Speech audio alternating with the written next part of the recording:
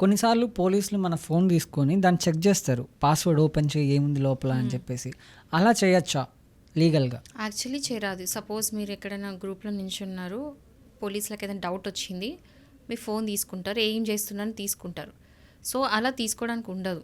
Actually ఏంటంటే compulsory ఒకసారి phone తీసుకున్నా అంటే ఒకవేళ అక్కడైనా సస్పీషియస్గా ఉంది, మీరు ఏదైనా క్రైమ్లో ఇన్వాల్వ్ అయినారంటే తీసుకోవచ్చు, అలా తీసుకోవచ్చు, ఫోన్ సీజ్ చేసుకొని పెట్టొచ్చు.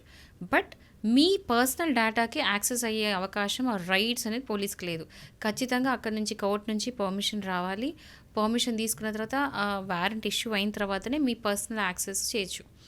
బట్ డైరెక్ట్ సీజ్ చేయొచ్చు. ఒకవేళ క్రైమ్కి ఏదైనా ఇన్వాల్వ్ అయితే సీజ్ అనేది చేసి పెట్టుకోవచ్చు.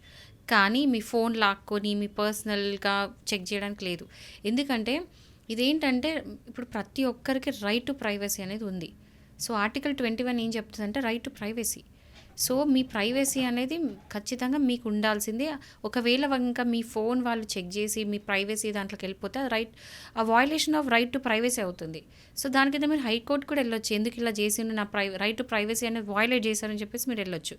బట్ ఏంటంటే ఇక్కడ కండిషన్ ఏంటంటే మీరు ఏదైనా క్రైమ్ అట్లా ఇన్వాల్వ్ అయితే మాత్రం ఫోన్ తీసుకోవచ్చు. కానీ తీసుకున్నా కూడా మీ పర్సనల్ డేటాకి యాక్సెస్ అయ్యే రైట్స్ పోలీస్కి లేదు. సో ఇది ప్రతి ఒక్కరు గుర్తించవచ్చు. నెక్స్ట్ టైం ఎవరైనా పోలీసులు వచ్చి లేదు ఫోన్ లాక్కొని టక్క టక్క తీయడానికి లేదు. ఒకవేళ అలా అడిగితే మీరు డైరెక్ట్ అడగవచ్చు వారెంట్ ఏది అని చెప్పేసి.